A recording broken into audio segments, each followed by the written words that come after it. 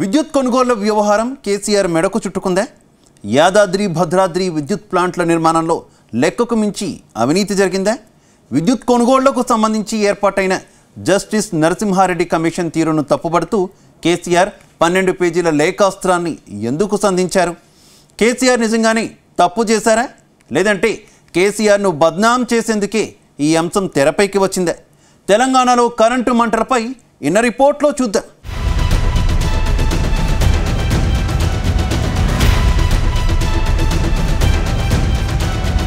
తెలంగాణలో విద్యుత్ కొనుగోళ్ల వ్యవహారం మంటలు రాజేస్తోంది. కరెంటు విషయంలో అధికార కాంగ్రెస్, ప్రతిపక్ష బీఆర్ఎస్, బీజేపీ పార్టీల మధ్య మాటల తూటాలు పేలుతున్నాయి. చిమ్మ చీకట్లో వెలుగులు నింపేందుకు కరెంటు కొనుగోళ్లు చేశామని బీఆర్ఎస్ అంటోంది. అయితే భద్రాద్రి, యాదాద్రి విద్యుత్ ప్లాంట్ల నిర్మాణంలో వేల కోట్ల అవినీతి జరిగిందని కాంగ్రెస్ ఆరోపించింది. ఈ క్రమంలోనే ఏర్పాటైన జస్టిస్ నరసింహారెడ్డి కమిషన్ ఈ కొనుగోళ్ల వ్యవహారంపై విచారణ చేస్తోంది. ఇందులో భాగంగానే కేసీఆర్కు విచారణకు రావాలంటూ జస్టిస్ నరసింహారెడ్డి కమిషన్ కేసీఆర్ను కోరింది. దీంతో మాజీ సీఎం కేసీఆర్ నిప్పులు చెరిగారు.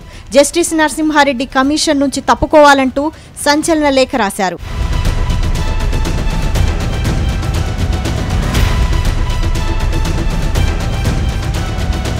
విద్యుత్ కొనుగోళ్లపై జస్టిస్ నరసింహారెడ్డి కమిషన్కు తెలంగాణ మాజీ ముఖ్యమంత్రి కేసీఆర్ రిప్లై ఇచ్చారు. విద్యుత్ కొనుగోళ్లపై కమిషన్ విచారణ తీరుపై కేసీఆర్ అసంతృప్తి వ్యక్తం చేశారు. 12 పేజీల లేఖలో అన్ని రకాల చట్టాలు పాటించామని చెప్పారు. తెలంగాణ ప్రజలకు నిరంతరం విద్యుత్ అందించడానికే విద్యుత్ కొనుగోళ్లు చేశామని తెలిపారు. కేంద్ర రాష్ట్ర ప్రభుత్వాల అనుమతితోనే ముందుకు వెళ్లామన్నారు కేసీఆర్. జస్టిస్ నరసింహారెడ్డి తీరు సహజ సూత్రాలకు విరుద్ధంగా ఉందన్నారు. విచారణ కమిషన్ చైర్మన్గా జస్టిస్ నరసింహారెడ్డి ఉండటం సరికాదని ఘాటు వ్యాఖ్యలు చేశారు కేసీఆర్.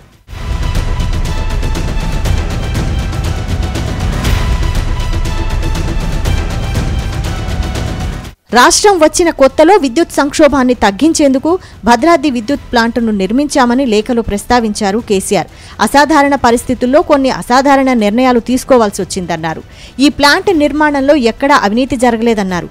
కానీ జస్టిస్ నరసింహారెడ్డి కమిషన్ మాత్రం తామేదో తప్పు చేసినట్టుగా వ్యవహరిస్తోందని మండిపడ్డారు. ప్రభుత్వ రంగ సంస్థలను ప్రోత్సహించడం బీఆర్ఎస్ పార్టీ విధానమన్నారు.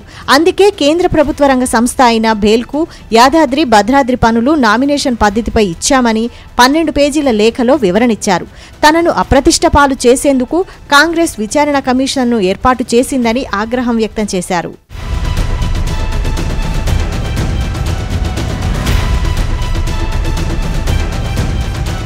కేసీఆర్ లేఖాస్త్రంపై కేంద్ర హోంమంత్రి బండి సంజయ్ నిప్పులు చెరిగారు. విద్యుత్ కొనుగోళ్లలో అక్రమాలపై విచారణ చేస్తున్న జస్టిస్ నరసింహారెడ్డిని అవమానించేలా కేసీఆర్ తీరు ఉందని ఆగ్రహం వ్యక్తం చేశారు. ఇది కేసీఆర్ అహంకారపూరిత వైఖరికి నిదర్శనమని ఆక్షేపించారు.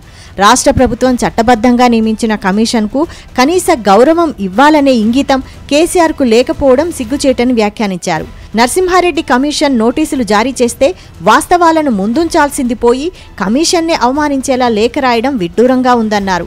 తెలంగాణ ప్రజలు అసెంబ్లీ, పార్లమెంటు ఎన్నికల్లో చీకొట్టి ఓడించినా కేసీఆర్ అహంకారం ఏమాత్రం తగ్గలేదని బండి సంజయ్ మండిపడ్డారు. కేసీఆర్ వాదనలో పస ఉంటే న్యాయస్థానానికి ఎందుకు వెళ్లలేదని, కోర్టులో తన వాదనలను ఎందుకు వినిపించలేదని ప్రశ్నించారు. విద్యుత్ కొనుగోళ్ల వ్యవహారంతో పాటు కాళేశ్వరం, గొర్రెల పంపిణీ అక్రమాలపై విచారణ పేరుతో కాంగ్రెస్ ప్రభుత్వం చేస్తున్న జాప్యంపై ప్రజల్లో అనేక అనుమానాలు వ్యక్తమవుతున్నాయని బండి సంజయ్ అభిప్రాయపడ్డారు. అప్పటి మంత్రులు, అధికారుల అవినీతికి సంబంధించి ఆధారాలున్నా కాంగ్రెస్ ప్రభుత్వం కేసీఆర్ను ఎందుకు అరెస్టు చేయలేదని ప్రశ్నించారు.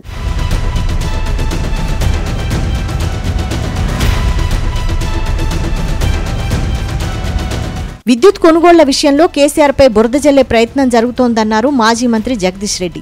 విచారణ పూర్తి కాకముందే తీర్పు ఎలా చెబుతారని ప్రశ్నించారు. ఉమ్మడి రాష్ట్రంలో అనేక కమిషన్లు రద్దయ్యాయని గుర్తు చేశారు. జస్టిస్ నరసింహారెడ్డి న్యాయబద్ధంగా ఉంటారని తాము భావించామన్నారు. అందుకే తెలంగాణ సమాజానికి నిజానిజాలు తెలిసేందుకు కేసీఆర్ లేఖ రాశారని స్పష్టం చేశారు. విద్యుత్ కొనుగోళ్లలో కేసీఆర్ అప్పటి సీఎం రమణ్ సింగ్కు ఏమైనా లంచం ఇచ్చి ఉంటే దాన్ని బీజేపీ నేతలు నిరూపించాలని సవాల్ విసిరారు. ఒకటి పీజీసీఐఎల్ అంటే నార్త్ నుంచి సౌత్కి విద్యుత్తును తీసుకొచ్చే లైన్. ఆ లైన్లో మేము దాన్ని కొనుగోలు చేసినాం, ట్రాన్స్మిషన్ హక్కుల్ని. దానివల్ల ఏదో ముందే పే చేయడం వల్ల వాళ్ళకి మనకేదో నష్టం కలిగింది. అది ఏం అవసరం వచ్చిందని ఒక విషయం.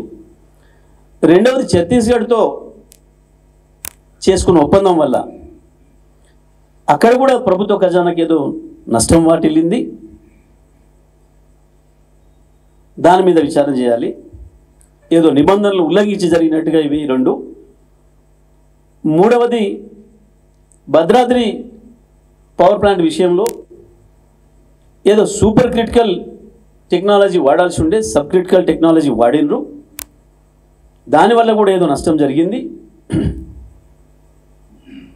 పైగా అది నామినేషన్ పద్ధతుల్లో బిహెచ్ఎల్కి ఇచ్చిండ్రు.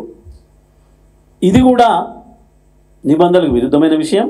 ఇదిలా ఉంటే విద్యుత్ కొనుగోళ్లపై కేసీఆర్ రాసిన లేఖపై విద్యుత్ కమిషన్ చైర్మన్ జస్టిస్ నరసింహారెడ్డి స్పందించారు. కేసీఆర్ లేఖపై నిపుణులతో చర్చిస్తామని తెలిపారు. కేసీఆర్ పలు అంశాలను లేఖలో ప్రస్తావించారని, కొన్ని ప్రశ్నలకు సమాధానం ఇచ్చారని చెప్పారు. కేసీఆర్ చెప్పిన వివరాలకు వాస్తవాలకు సరిపోల్చాల్సి ఉందన్నారు. వాస్తవాలపై బీహెచ్ఈఎల్ ప్రతినిధులని కూడా వివరాలు అడుగుతామన్నారు. కేసీఆర్ అభ్యంతరాలపై పునఃపరిశీలన చేస్తామన్నారు. కేసీఆర్ రాసిన లేఖపై సమీక్ష నిర్వహిస్తామన్నారు. తదుపరి చర్యలపై నిర్ణయం తీసుకుంటామన్నారు.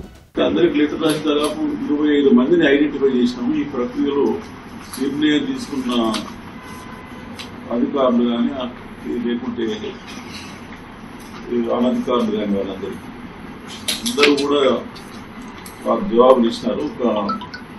మాజీ ముఖ్యమంత్రి చంద్రశేఖరరావు గారు జూలై ఎండింగ్ వరకు టైం అడిగినారు. అయితే మేము వాళ్ళకు లెటర్ రాస్తూ మ్యాక్సిమం జూన్ 15 వరకు ఇవ్వండి, మాకు టైం లిమిటెడ్ ఉన్నది. ఇంకొక అధికారి కూడా రావాలి. మొత్తంగా విద్యుత్ కొనుగోళ్ల అంశం రానున్న రోజుల్లో మరింత అగ్గిరాజేసేలా కనిపిస్తోంది. ఈ విషయంలో జస్టిస్ నరసింహారెడ్డి కమిషన్ ఎలా వ్యవహరిస్తుంది అనేది హాట్ టాపిక్గా మారింది.